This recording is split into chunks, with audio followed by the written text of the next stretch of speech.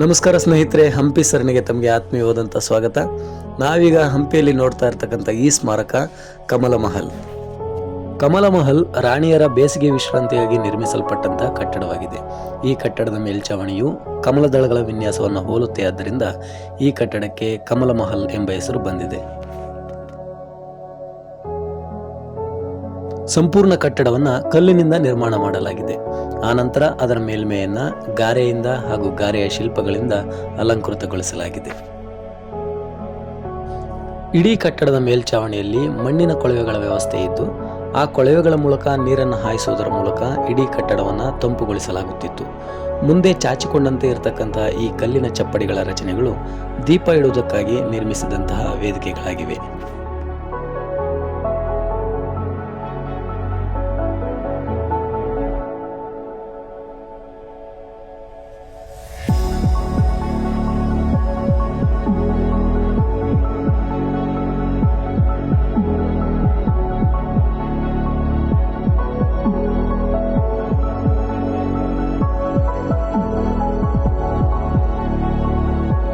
ಈ ಕಟ್ಟಡದ ರಕ್ಷಣೆಗಾಗಿ ಸುತ್ತಲೂ ಕೋಟೆ ನಿರ್ಮಾಣ ಮಾಡಲಾಗಿದ್ದು, 4 ಕಾವಲು ಗೋಪುರಗಳನ್ನು ಕೂಡ ನಾವು ಕಾಣಬಹುದಾಗಿದೆ.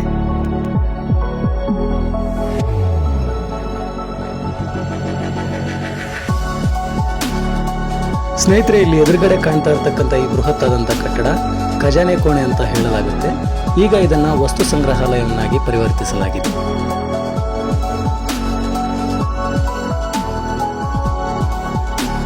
ಕಮಲ ಮಹಲ್ ಸೇರಿದಂತೆ ಒಟ್ಟು 3 ಕಟ್ಟಡಗಳು ಈ ಕೋಟೆಯ ಆವರಣದಲ್ಲಿ ನಮಗೆ ಕಂಡುಬರುತ್ತವೆ. ಅದರಲ್ಲಿ ಇವತ್ತಿಗೆ ಸುಸ್ಥಿತಿಯಲ್ಲಿ ಇರತಕ್ಕಂಥದ್ದು ಕಮಲ ಮಹಲ್ ಮಾತ್ರ. ಉಳಿದಂತೆ 2 ಕಟ್ಟಡಗಳ ತಳಪಾಯಗಳು ಮಾತ್ರ ನಮಗೆ ಕಾಣಲಿಕ್ಕೆ ಸಿಗುತ್ತವೆ. ಕಮಲ ಮಹಲ್ ಅನ್ನ ನೋಡಿಕೊಂಡ ನಂತರ ನಾವು ಹೋದದ್ದು ಗಜಶಾಲೆಯ ಕಡೆಗೆ. ವಿಜಯನಗರದ ಪ್ರಮುಖ ಅರಸರಲ್ಲಿ ಒಬ್ಬರಾದಂತಹ ಪ್ರೌಢದೇವರಾಯನಿಗೆ ಗಜಬೇಂಟೆಕಾರ ಎಂಬ ಹೆಸರು ಕೂಡ ಇತ್ತು. ಅವತ್ತಿನ ಕಾಲಘಟ್ಟದಲ್ಲಿ ಆನೆಗಳನ್ನು ಕೆಡ್ಡಾ ಪದ್ಧತಿಯಲ್ಲಿ ಸೆರೆ ಹಿಡಿದು ಪಳಗಿಸಲಾಗುತ್ತಿತ್ತು. ವಿಜಯನಗರ ಸಾಮ್ರಾಜ್ಯದಲ್ಲಿ ಆನೆಗಳಿಗೆ ಬಹಳ ವಿಶೇಷವಾದಂಥ ಸ್ಥಾನಮಾನ ಇದೆ. ಅವುಗಳನ್ನು ಕಟ್ಟಡ ನಿರ್ಮಾಣ ಕಾರ್ಯಗಳಿಗೆ ಹಾಗೂ ಯುದ್ಧದಲ್ಲಿ ಕೂಡ ಬಳಸಲಾಗ್ತಾ ಇತ್ತು. ಇಂಡೋ ಇಸ್ಲಾಮಿಕ್ ವಾಸ್ತುಶೈಲಿಯಲ್ಲಿ ನಿರ್ಮಾಣಗೊಂಡಂತಹ ಈ ಗಜಶಾಲೆಯು ಒಟ್ಟು 11 ಬೃಹತ್ ಕೋಣೆಗಳನ್ನು ಒಳಗೊಂಡಿದ್ದು, ಇವುಗಳ ಗುಮ್ಮಟಗಳ ವಿನ್ಯಾಸವು ಒಂದಕ್ಕಿಂತ ಒಂದು ವಿಭಿನ್ನವಾಗಿರ್ತಕ್ಕಂಥದ್ದೇ ವಿಶೇಷ. ಗಜಶಾಲೆಯ ಮೇಲ್ಭಾಗಕ್ಕೆ ಹೋಗಲು ಕಟ್ಟಡದ ಮಧ್ಯಭಾಗದಲ್ಲಿ ಮೆಟ್ಟಲುಗಳ ವ್ಯವಸ್ಥೆ ಇದ್ದು, ಸಂರಕ್ಷಣೆಯ ದೃಷ್ಟಿಯಿಂದ ಪ್ರವಾಸಿಗರ ಪ್ರವೇಶವನ್ನು ಈಗ ನಿರ್ಬಂಧಿಸಲಾಗಿದೆ.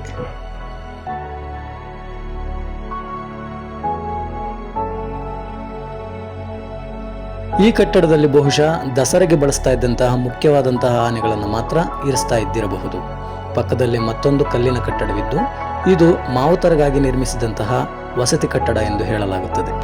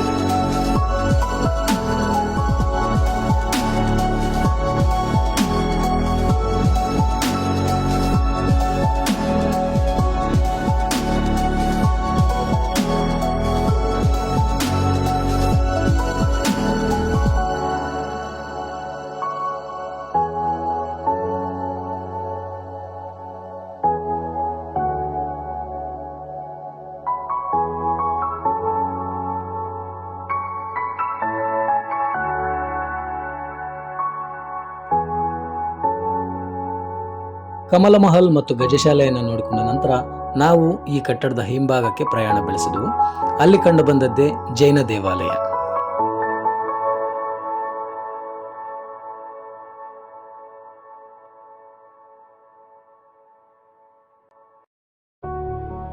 ನೆಲಮಟ್ಟದಿಂದ ತುಂಬ ತಗ್ಗಿನಲ್ಲಿ ಈ ದೇವಾಲಯದ ನಿರ್ಮಾಣ ಮಾಡಲ್ಪಟ್ಟಿದ್ದು, ಪ್ರವೇಶ ದ್ವಾರದ ಮೇಲೆ ಪಾರ್ಶ್ವನಾಥರ ಉಬ್ಬು ಶಿಲ್ಪವನ್ನು ನಾವು ಕಾಣಬಹುದಾಗಿದೆ.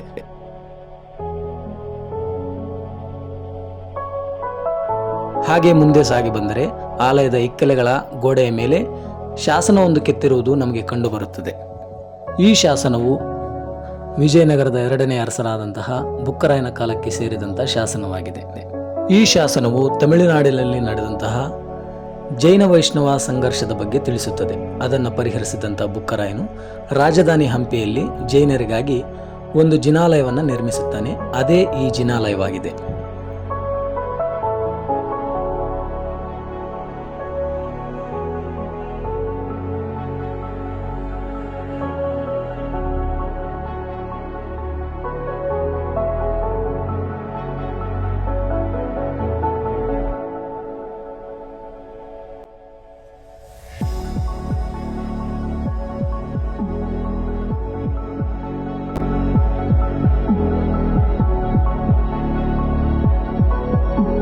ಈ ಜಿನಾಲಯವು ಯಾವುದೇ ವಿಶೇಷ ರೀತಿಯಾದಂತಹ ಕೆತ್ತನೆಗಳನ್ನು ಒಳಗೊಂಡಿಲ್ಲ.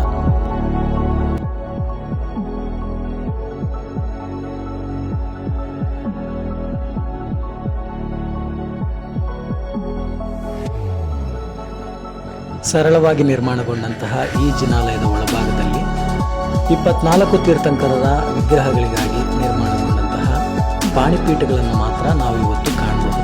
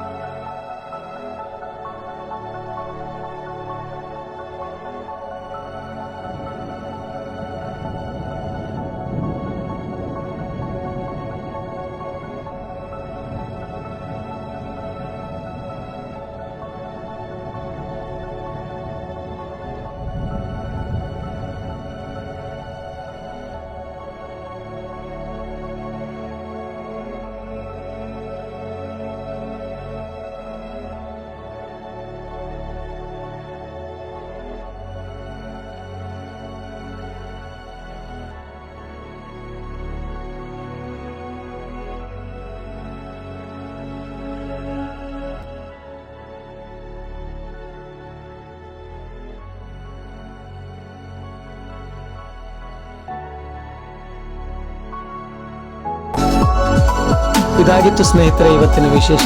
ನನ್ನ ಈ ಪುಟ್ಟ ಪ್ರಯತ್ನ ನಿಮಗೆ ಇಷ್ಟವಾಗಿದೆ ಅಂತ ಭಾವಿಸಿದ್ದೀನಿ. ಮುಂದೆ ಮತ್ತೊಂದು ವಿಶೇಷದೊಂದಿಗೆ ಮತ್ತೆ ಭೇಟಿಯಾಗ್ತೀನಿ. ಅಲ್ಲಿವರೆಗೂ ನಮಸ್ಕಾರ, ಶುಭ ದಿನ.